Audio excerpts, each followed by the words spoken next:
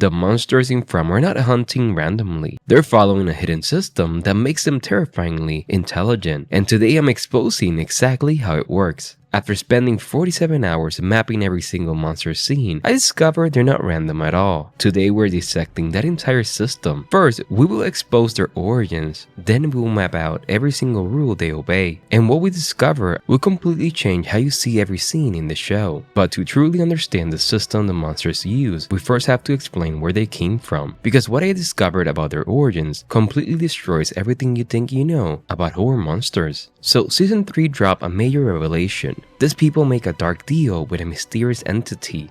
It promised them that they would live forever. A Faustian bargain. They sacrifice their own children in exchange for immortality. This twisted origin immediately explains why their personas seem frozen in time. Their wish to live forever was granted, but in a horrific, cursed form. They gained eternal life, but became undead creatures bound forever to the town. Child sacrifice is already horrifying enough, and this is where everything breaks apart, and this contradiction is going to unlock something massive about the loop we see in those caves. Keep this image in mind, because by the end of this video, you understand exactly why the monsters are protecting it. But here's where a crucial contradiction arrives. If the bargain required sacrificing their own children, why do we see monsters like the cheerleader, the nurse, or this kid? Many of them appear far too young to have children of their own, or even their archetypes simply don't fit a parental role. This is a massive clue. It hints that the children in Fatima's vision might be symbolic, representing innocence, humanity, or the future itself,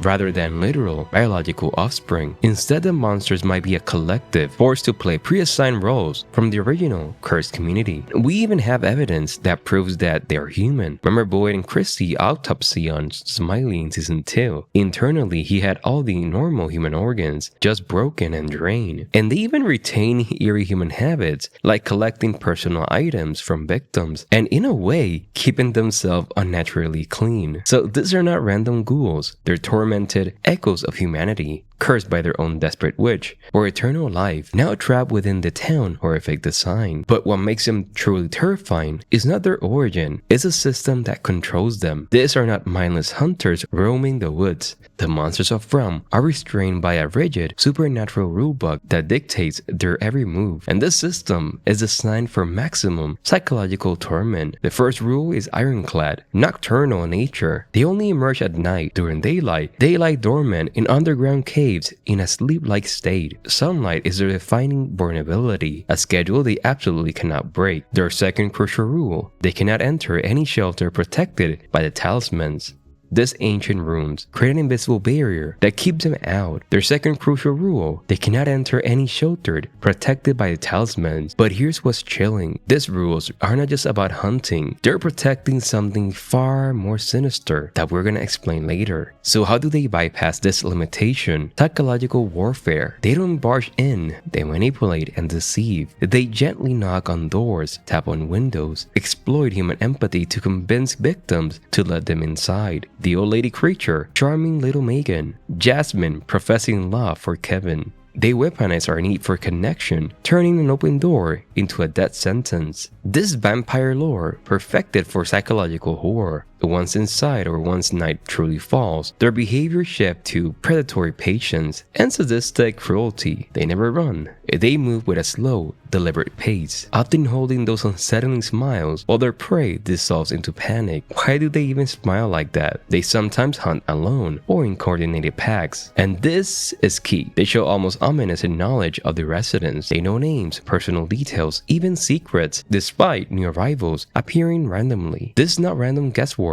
It's a terrifying advantage they exploit, preying on emotional vulnerabilities. Why do they know details they should not possibly know? Remember the creature commonly seen in Smiley's body, or the cowboy taunting Boyd with his own word. They're not just physical threats, they're masters of mental torment. Remember, we're not just cataloging monster behavior, we're exposing the entire hidden system that governs from. But here's what's truly interesting. These rules are not random. They're designed to maintain something, and the mask these creatures wear, that's where we start to see the bigger picture. When they finally catch someone, the result is always brutal. They don't simply kill. Victims are left empty, their organs removed. Now, we don't know if they consume humans for energy, power, or something else entirely. What do we know is their actions serve sport, malevolent delight. This is not about survival. It's about enacting a horrific, predetermined performance. Now, while these creatures are incredibly resilient against most weapons, they do have weakness. One was killed by injection of parasite worms in blood, but quickly reborn. This suggests a vulnerability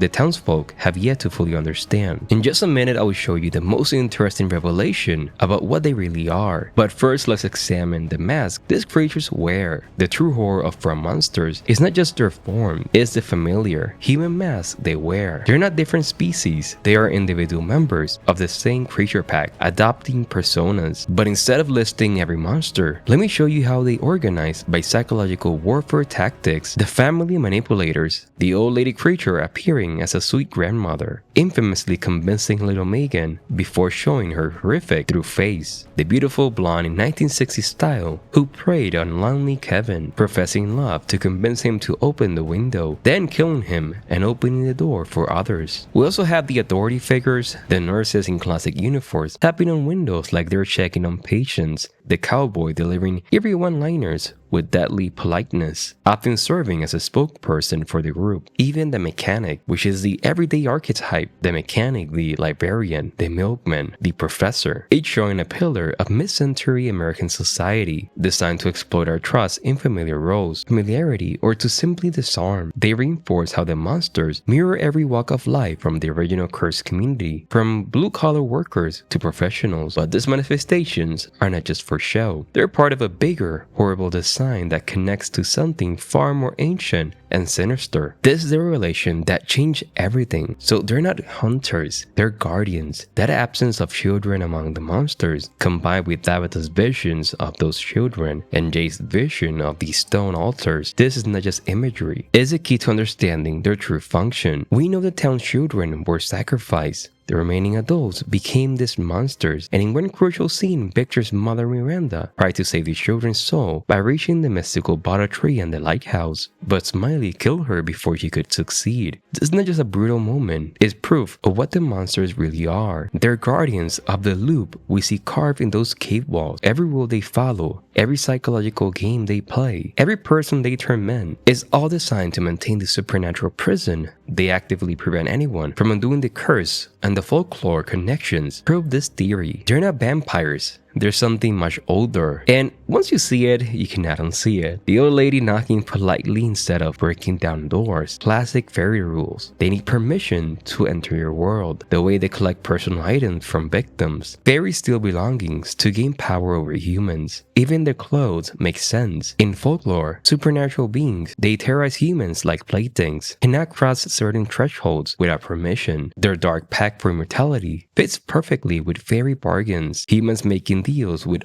otherworldly forces that always backfires. The monsters are not the real horror of From. They're the enforcers of something much worse. An ancient system that feeds on human suffering, with the monsters serving as eternal guards. Now that we map out every piece, the origins, the rules, the mask, and the connections, let's expose the complete system that governs From Nightmare. So the monsters are not enforcing random chaos. They're operating a sophisticated psychological prison designed to harvest something far more valuable than blood or flesh. Human suffering. Think about every rule we have uncovered. The nocturnal hunting, the talisman restriction, the psychological manipulation tactics. None of it is about efficient killing. If they want everyone dead, they find ways around the talisman permanently. Instead, they have created the perfect system for sustained psychological torment. The monsters maintain just enough safety. The talisman work. Daylight brings protection to keep hope alive in their victim, but they strip away that safety through personal deception and manipulation. They know personal details to exploit emotional vulnerabilities, and they wear familiar faces to weaponize trust. This is psychological farming. Each attack serves multiple purposes: eliminate some victims to maintain fear, traumatize survivors to deepen despair, and demonstrate that nowhere is truly safe. The Smiley resurrection proved the system is self-sustaining. So this is why they're active protectors of the loop. And what happened in season 3? The loop was discovered. The town is not just haunted, it's a perfectly engineered harvesting operation, with the monsters serving as both